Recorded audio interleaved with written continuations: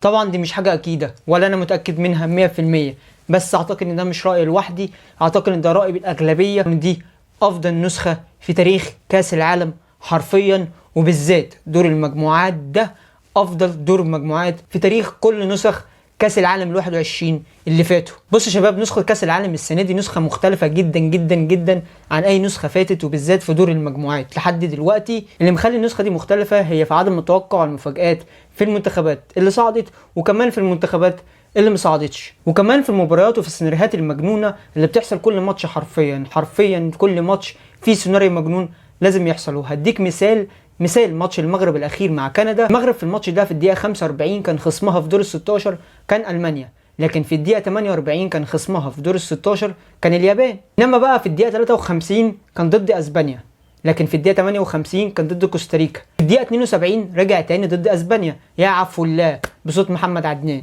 جنون، حرفيا جنون. كل دقيقه حاجه مختلفه ومنتخب مختلف، حرفيا شيء مش طبيعي والله. ده غير كمان ان مفيش ولا منتخب من اللي صعدوا لدور ال 16 فاز بالثلاث ماتشات، يعني مفيش منتخب خد ال9 بونت كاملين، وده اول مره يحصل من 1966 تقريبا، كاس عالم 1960 66، يعني من زمن الزمن اول مره يحصل ان مفيش ولا منتخب من الصاعدين يقدر ياخد العلامه الكامله ال9 بونت.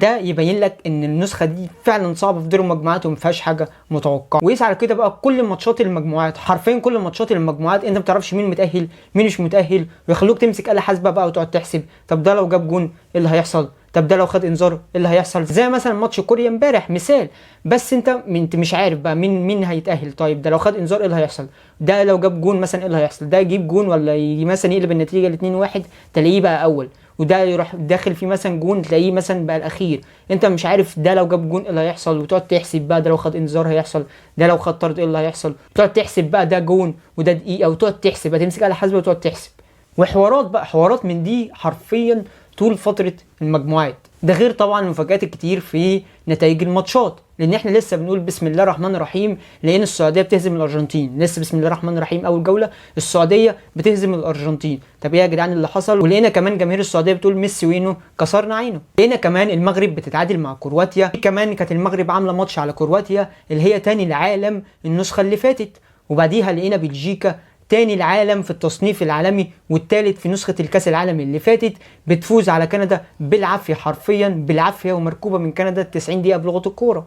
عشان تيجي بعديها اليابان كمان بالجهد، الصراحة بالجهد، وكمان فيها نسبة مفاجأة كبيرة ان هي تفوز على ألمانيا وتقلب النتيجة من 1-0 ل2-1 على مين؟ على ألمانيا، عشان اليابان تقعد تبهرك اكتر واكتر اكتر ما هي بتبهرك، وتروح بعديها خسرانة من كوستاريكا 1-0، وتكون برضه هي راكبه كوستاريكا بلغه الكره 90 دقيقه بس تخسر منها 1-0. كوستاريكا اللي هي اتغلبت من اسبانيا قبليها 7-0. عشان بقى دور المجموعات ما يسكتش على كده، والمغرب تقول لك اصبر يا معلم، بس اصبر انا هكسب بلجيكا. انت بتقول يا معلم؟ ايوه انا هكسب بلجيكا يا جدعان، تاني العالم في التصنيف العالمي للفيفا. عشان غانا تيجي بعديها كمان تقول لك استنى يا عم الحاج، خد مفاجاه اهي، انا هكسب كوريا واخد منها 3 بونت وامشي. عشان تونس تقول لهم في يا جدعان هو اشمعنى انتوا؟ مش انا طلعت؟ يا تونس انتوا طلعتي، بس اصبروا انا هكسب فرنسا. بتقول ايه يا تونس؟ ايوه انا هكسب فرنسا، ثالث العالم في التصنيف العالمي للفيفا وبطل العالم النسخه اللي فاتت لكاس العالم. ويسكت بقى دور المجموعات على كده، يقول لي لا يا عم اصبر هتاخد حاجه نظيفه. يجي في اخر جوله بقى ويبهرنا كلنا ويفاجئنا كلنا ويصدمنا كلنا. تقول لي يا عم اتقل بس، خد يا عم دي اليابان بتهزم اسبانيا. بتقول ايه؟ ايوه اليابان بتهزم اسبانيا بعد ما كانت مهزومه من اسبانيا 1-0 تقلب النتيجه 2-1، نفس سيناريو المانيا عشان تغلب اسبانيا والمانيا وتاخد منهم 6 بونت. تاخد من مين يا معلم؟ انت سامع اللي انا بقوله؟ تاخد من اسبانيا والمانيا 6 بونت وتبقى اول مجموعه فيها اسبانيا والمانيا. اليابان تاخد اول مجموعه فيها اسبانيا والمانيا. المغرب بقى تتغاظ، اشمعنى اليابان؟ تقول لك اصبر بس يا عم الحاج، انا هكسب كندا. هتكسبي كندا؟ هكسب كندا يا معلم وابقى اول مجموعه. طب اول مجموعه في ايه؟ اول مجموعه لا يا معلم، ده انا اول مجموعه وهضمن ان انا هصعد لدور 16 في مجموعه فيها بلجيكا وكرواتيا. هيصعد اول مجموعه ما شاء الله، صعد اول مجموعه فيها بلجيكا وفيها كرواتيا، ويبقى الفريق العربي الوحيد اللي مكمل لدور ال 16 بعد 7 نقط لاول مره في تاريخها وفي تاريخ تقريبا المنتخبات العربيه كلها تصعد اول مجموعه وتتاهل لدور 16 في مجموعه فيها بلجيكا وفيها كرواتيا. انت متخيل معايا يا معلم اللي بيحصل؟ انت متخيل معايا اللي انا بقوله لك والجنون والهبل اللي بيحصل في دور المجموعات ده؟ طب اصبر بقى، لسه في لقطه جميله جدا. كوريا الجنوبيه تكون خسرانه عادي من البرتغال، خسرانه عادي في اول تقريبا تلت ساعه، خسرانه عادي من البرتغال 1-0. الناحيه الثانيه هناك اوروجواي فايزه على غانا 2-0 بعد ما لعيبه غانا ضيعت ضربه جزاء، راحت الاوروجواي رد عليهم ب 2-0 عادي طبيعي جدا.